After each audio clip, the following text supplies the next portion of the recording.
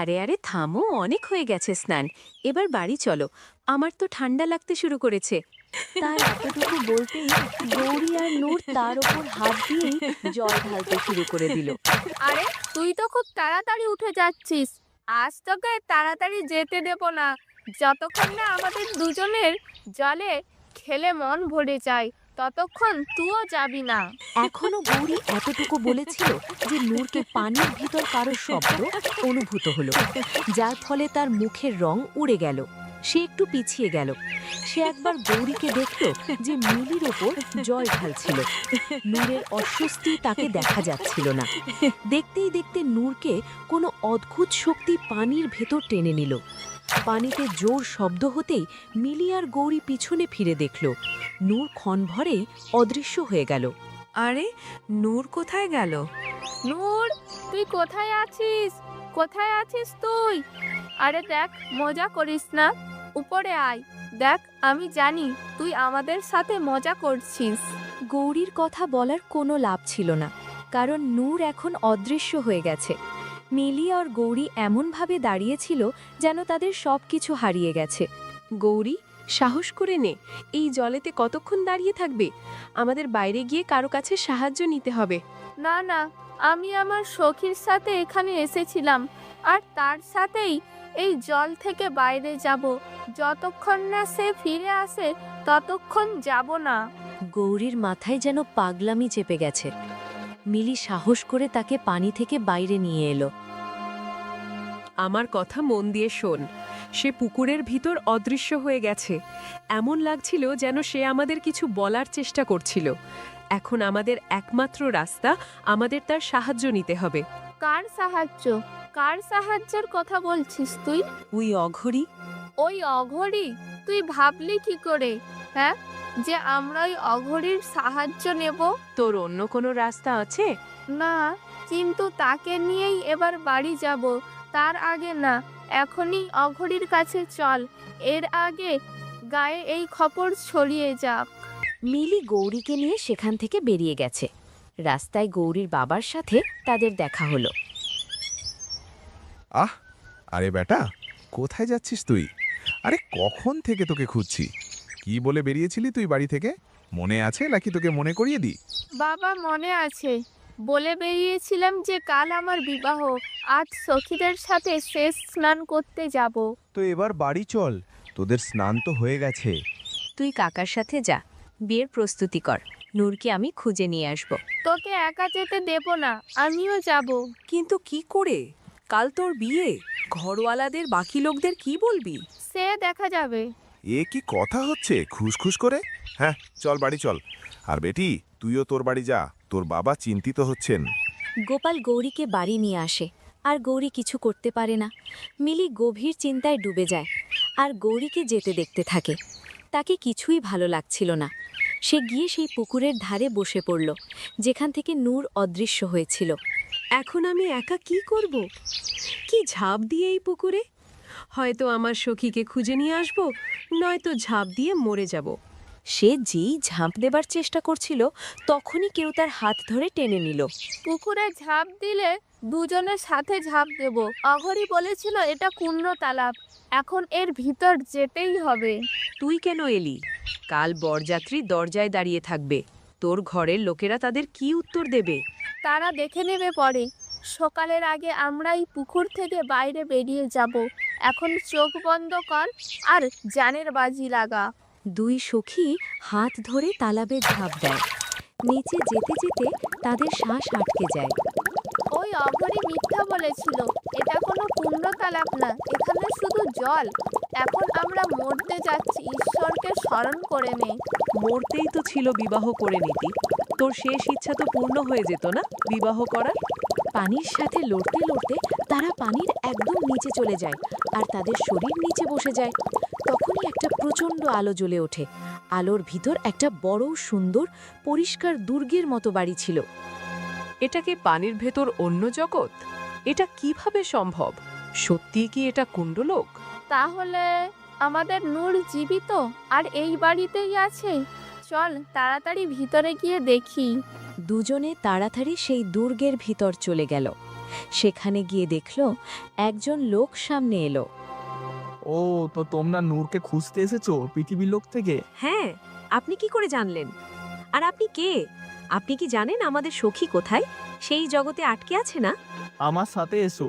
দুজনের একটু অদ্ভুত লাগছিল এই লোকটাকে, কিন্তু তার পিছনে যাওয়া ছাড়া তাদের আর কোনো রাস্তা ছিল না। তাই চুপচাপ দুজনে তার সাথে চলে যায়। ভিতরে গিয়ে অর্জুন তাদের একটা কক্ষে নিয়ে যায় আর সামনে থেকে দরজা বন্ধ করে দেয়। দরজা বন্ধ হতেই সেই কক্ষে এত অন্ধকার হয়ে যায় যেন কোনো ছিদ্র থেকে আলো আসছে না। এই অন্ধকার দেখে মিলি জোরে চেঁচিয়ে ওঠে। তুমি কে?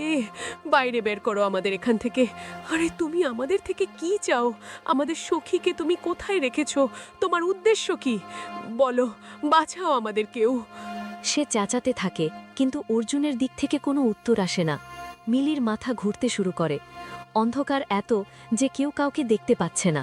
মিলি, সাহস করে নেই, আমাদের উদ্দেশ্য পবিত্র, আর এদের থেকে আমরা হারবো না। আমার আমার দম কমে যাচ্ছে, আমার শ্বাস আসছে না। এত বলতেই মিলি অজ্ঞান হয়ে মাটিতে পড়ে যায়। তার পড়ার শব্দে গৌরী অন্ধকারে তাকে খুঁজতে শুরু করে। মিলি, কিছু হবে না, সাহস রাখ, আমি আসছি তোর কাছে। গৌরী টলতে টলতে মিলির কাছে পৌঁছে মিলির মাথা সোহলাতে শুরু করে। মিলি দেখ, লোকেরা বলে অন্ধকারের পর আলো আসে, আমাদের শুধু সেই আলো খুঁজতে হবে। গৌরী অনেক চেষ্টা করলো সেখান থেকে বের হওয়ার, কিন্তু বের হতে পারল না। বাইরে এসো, তোমাদের মালকিন ডেকেছে, এসো। মালকিন? এই মালকিন কে? গৌরী মিলিকে সাহারা দিয়ে দুজনে হোঁচট খেয়ে সঙ্গীত অবস্থায় বাইরে চলে আসে।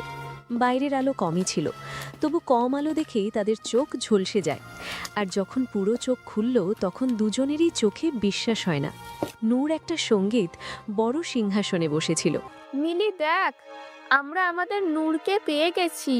এখানে আমাদের অবস্থা ক্ষুধা আর অন্ধকারে খারাপ হয়ে গেল, আর তুই এখানে আরাম করে বসে আছিস?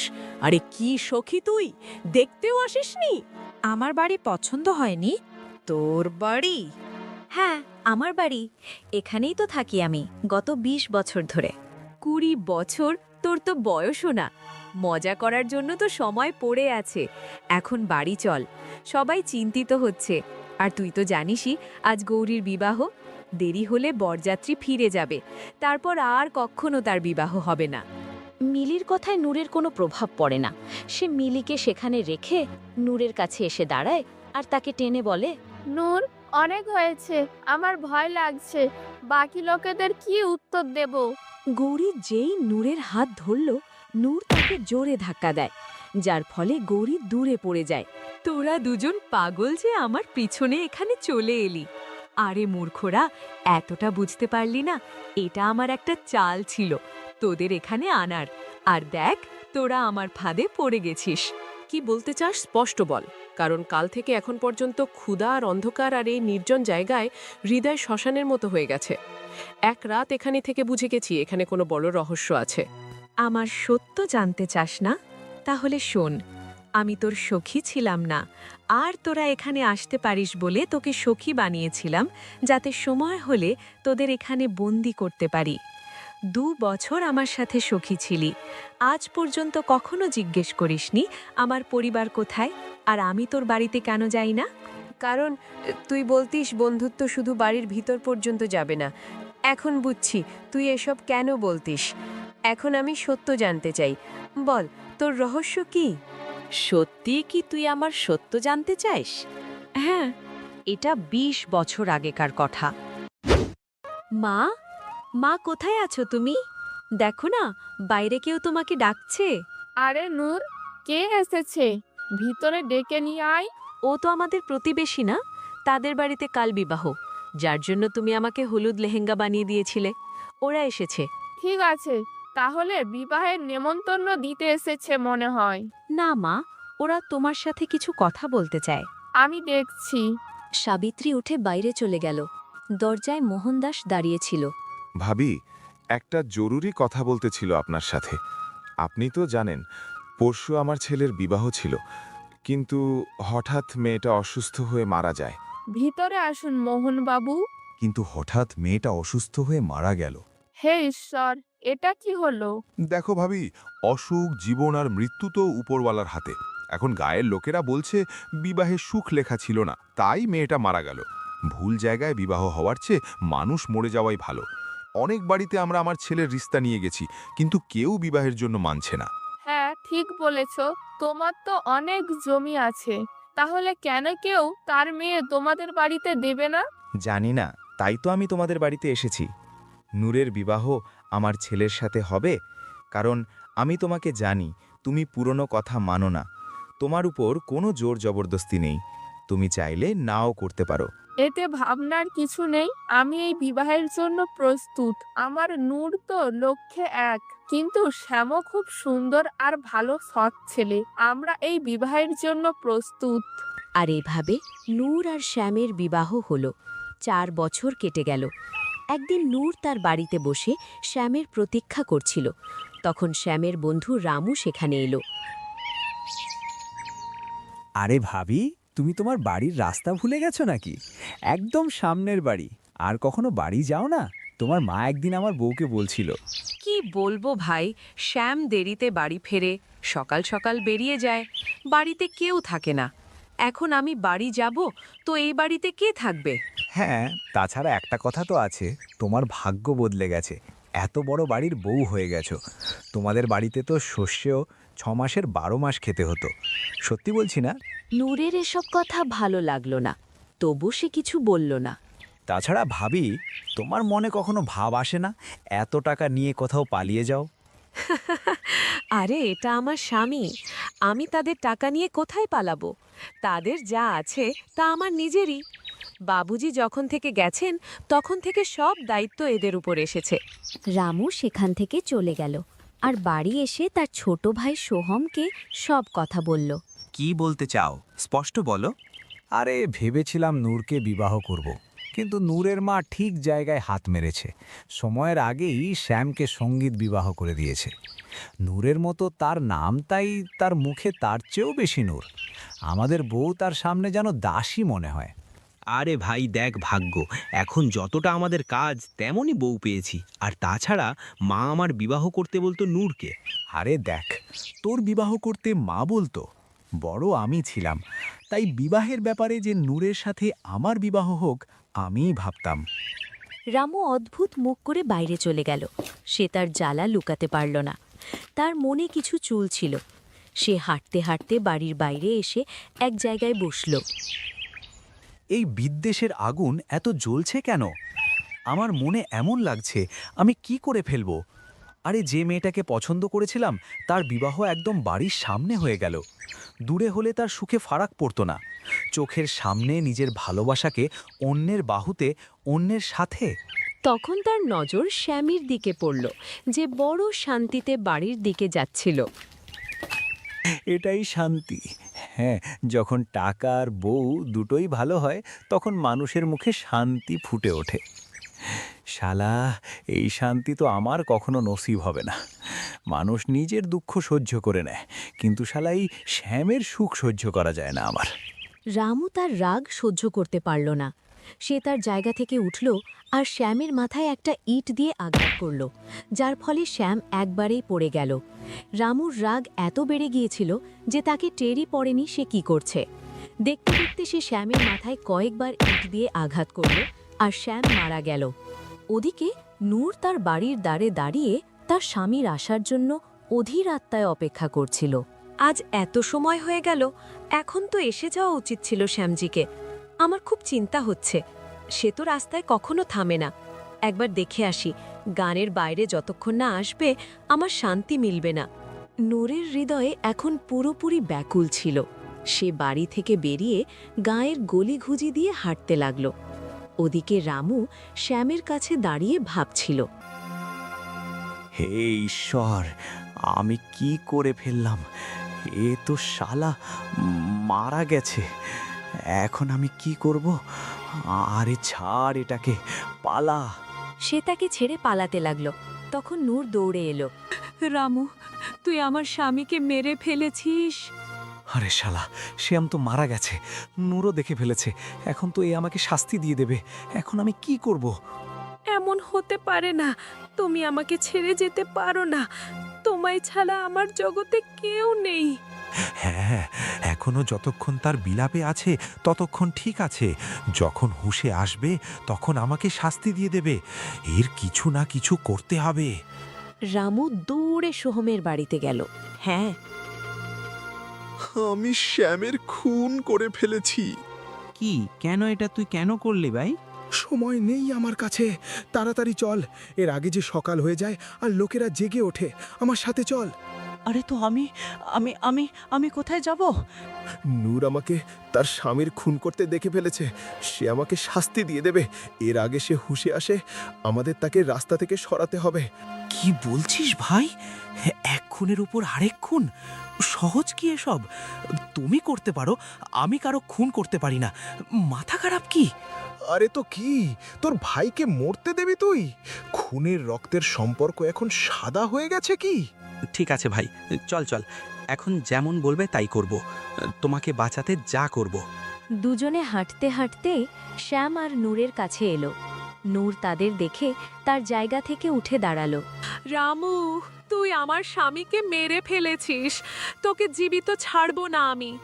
আমার স্বামীর কি দোষ ছিল আমাকে বল। দোষ কিছু ছিল না, শুধু আমি তাড়াতাড়ি রাগে চলে আসি নূর। আজও রাগ মাথায় চড়ে গেল আর তাতে তোমার স্বামী মারা গেল। সত্যি বলছি নূর, তাকে মারতে চাইনি, কিন্তু রাগে হলে না আমি আপা হারিয়ে ফেলি। রাজার কাছে যাব, আমার স্বামীর জন্য ন্যায় চাইব। দেখো, তুই সেখানে যেতে পারবি না, কারণ এই বলতেই রামু নূরকে ইট দিয়ে মারতে শুরু করলো। সে তার স্বামীর লাশ দেখে আগেই মরে গিয়েছিল। এখন রামু সোহমের সাথে মিলে তাকে টেনে তালাবের ধারে নিয়ে গেল, তাকে পুকুরে ফেলে দিল। ভাই, এ মরে তো গেছে না নিশ্চিত? আরে এত ইটে তো তার স্বামী প্রাণ ত্যাগ করেছে, তাহলে এটা কোন ক্ষেতের মূল? এটা তো একটা মেয়ে ছিল। এখন একটা কাজ কর, তার স্বামীর লাশকেও এই তালাবে ফেলে দিই।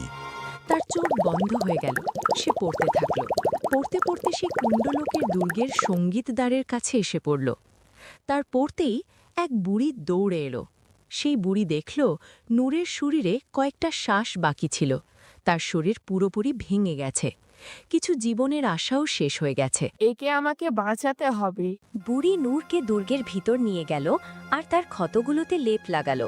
এখন আমাকে আমার শক্তির ব্যবহার করতে হবে। কোনো মানুষ অধরা ইচ্ছা নিয়ে মরলে তার আত্মা শান্তি পায় না। আর এই জগতে এসেছে, তাহলে নিশ্চয়ই কোনো উদ্দেশ্য আছে। এই তালাবে কত লোক পড়ে, এখানে আজ পর্যন্ত কেউ আসেনি। বুড়ি চোখ বন্ধ করল আর কিছু পড়তে লাগলো। যে নূর চোখ খুলতে পারছিল না, তার ক্ষত ক্ষণ ভরে অদৃশ্য হয়ে গেল আর সে উঠে বসল। আমি কোথায়? আপনি কে? আমি কি মরে গেছি নাকি জীবিত? তোর পাওয়া জীবনের কয়েকটা মুহূর্ত বাকি আছে। আমি তোকে জাদুকরি শক্তিতে মুক্ত করে দিয়েছি। যতক্ষণ চাস ততক্ষণ তোর জীবন চলবে। যতক্ষণ আমি চাই মানে? তোর বয়স আজ এখানেই থেমে গেছে। তুই 20 বছরেরই থাকবি। আর আজ থেকে তোকে তোর ভালো গুণ ছেড়ে এই আমার কালো জগতে থাকতে হবে। এখন আমি আলোয় থেকেও কি করব? আমার জীবনের আলো আমার স্বামীর সাথে শেষ হয়ে গেছে। এখন থেকে আমার একমাত্র উদ্দেশ্য সেই রাত্রের অবসান। আর তারপর আমি এই অন্ধকার জায়গার মালকিন হয়ে গেছি আর ধরতিতে এসেছি। তোদের সাথে বন্ধুত্ব করেছি যাতে তোদের দুজনের বাবাদের সেই যন্ত্রণা দিতে পারি যা সে আমাকে দিয়েছে। সন্তানের দুঃখ সবচেয়ে বড় হয়। তোদের দুজনকে আমি এখানে এনেছি যাতে তোরাও সেই কথা বলতে পারিস যা আমি 20 বছর বলেছি। বাবা এসব করেছে তোমার সাথে? 20 বছর তুমি এই অন্ধকারে কাটিয়েছো। আমাদের এক রাতে এত খারাপ অবস্থা হয়ে গেছে যে তোমাকে কি বলবো। আমার এটা বলতে লজ্জা লাগছে। তুই চাইলে আমাদের এখনই মেরে ফেলতে পারিস। কিন্তু বাবাকে কি বুঝতেও দেয় যে তারা নূরের সাথে করেছে? আমার মনে হয় না তাদের বোঝাতে পারবে। ওদিকে রামু তালাব ধারে দাঁড়িয়েছিল। অঘরী তাদের সাথে ছিল। তোমাদের দুজনের মেয়ে আমার কাছে এসেছিল। সে এই জগতে যেতে চাইছিল, আমি মানাও করেছিলাম, কিন্তু সে মানল না। আমার মেয়ে ভাগ্নি এই জগতে চলে গেছে, যা আমি 20 বছর আগে করেছি, সেটা আজ আমার সামনে এসে দাঁড়িয়েছে। এখন আমি কি করব? আমার বউ মেয়ে শ্বশুরবাড়ির লোকদের কি উত্তর দেব? আমি কি উত্তর দেব? ভাই, এখন ভুল করেছিস তো সংশোধন তো করতে হবে। আরে কি করে সংশোধন করব? নূর তো মরে গেছে। সে জীবিত হলে তার কাছে ক্ষমা চেয়ে নিতাম। নূর জীবিত, আর সেই তোমাদের মেয়েদের তার জগতে নিয়ে গেছে। এখন সে তোমার প্রতিশোধ তোমার মেয়ের থেকে নেবে। হ্যাঁ হ্যাঁ, সে জীবিত, কিন্তু কি করে জীবিত? অঘোরী সব কথা রামুকে বলে দিল। হ্যাঁ, এখন আমাকে আমার মেয়েকে বাঁচাতে হবে। তাহলে আমাকে সেই কুণ্ডুলোকে যেতে হবে। আমার মেয়েকে হারাতে পারি না। নূরের কাছে ক্ষমা চেয়ে নেব। আমিও তোমাদের সাথে যাব, আমারও মেয়ে সেখানেই আছে। দুজনে কিছুক্ষণেই কুণ্ডলোকে পৌঁছে নূরের পায়ে পড়ে গেল। আমাদের ক্ষমা করে দাও, আমাদের ক্ষমা করে দাও। আমাদের ভুল হয়েছে। যা আমরা করেছি সেটা ইচ্ছে করে করিনি। রামুকে তার পায়ে ঝুঁকে দেখে নূরের সেই 20 বছর মনে পড়ে যায়। এক এক মুহূর্ত কি করে কাটিয়েছে সেই দিন, সে গভীর চিন্তায় ছিল। তখন রামু নূরের পা টেনে তাকে ফেলে দিল আর তার চুল ধরে বলল, আরে তোকে কি মনে হয়েছে যে তুই সেদিন জীবিত থাকবি না, আর আমার মেয়েদের এখানে নিয়ে আসবি, আর আমি তোর পায়ে বসে ভিক্ষা চাইব? না, আমি ঠিকই জানতাম তুই কতটা খারাপ মানুষ। যা তুই করেছিস তার জন্য তোকে খারাপ লাগবে, তুই না খুশি হবি। আজ তো তোর অবসান হবে। রামু তার মুখ বন্ধ করার চেষ্টা করল। তখন গৌরী অর্জুনের কাছ থেকে তলোয়ার নিল আর সেই তলোয়ার দিয়েই তার বাপের গলা কেটে দিল আর নিজেও হাঁটু গেড়ে বসল। আমি একটা মেয়ের কর্তব্য তো পালন করিনি, কিন্তু একটা মানুষ হওয়ার কর্তব্য পালন করে ফেলেছি। 20 বছরে আমিও খারাপভাবে ভেঙে পড়েছি। প্রত্যেক দুঃখ সহ্য করতে করতে এই কয়েকদিনে তুই আমাকে সখীর ভালোবাসা দিয়েছিস। সেই ভালোবাসা আমার সাথে নিয়ে যেতে চাই, আর এর থেকে মুক্তি পেতে চাই। এখন নিজের স্বামীর সাথে দেখা করতে চাই।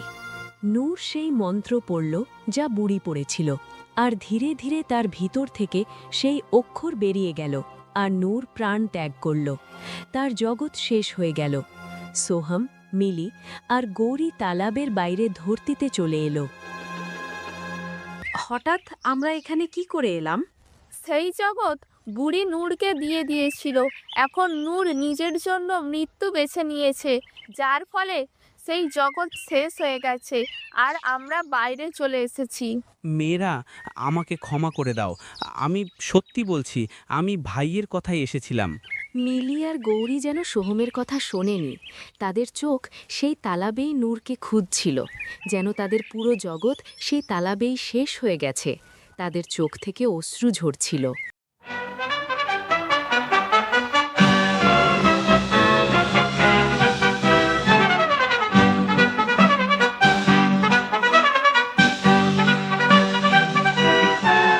জঙ্গলেতে আজব খেলা, খুশিতে মন মাতো আরা, টিম টিম তারা ছটা, শুনবে মজার সব কথা।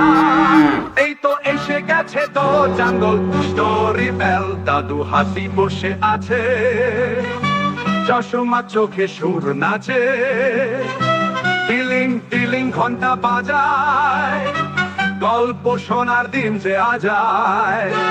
এই হলো দ্য জাঙ্গল স্টোরি বেলের জাদু। শোনো শোনো গো বন্ধুরা, কান পাতো সব ভাই বোনেরা, দাদু হাতির জাদুর ঘন্টা খুলবে সুখের গল্প খাতা। শুধু দ্য জাঙ্গল স্টোরি বেল কি খরগোশ শিয়াল বানর ছানা, ময়ূর নাচে পাখি গানা, সবাই এলো ছুটে ছুটে মজার গল্প শুনতে বটে। সবাই যে তো জাঙ্গল স্টোরি বেলে এসেছে। জাঙ্গল স্টোরি বেল, মজা হবে খেলবেও খেল। দাদু হাতির জাদুর ঘন্টা, গল্পে ভরুক সবার মনটা।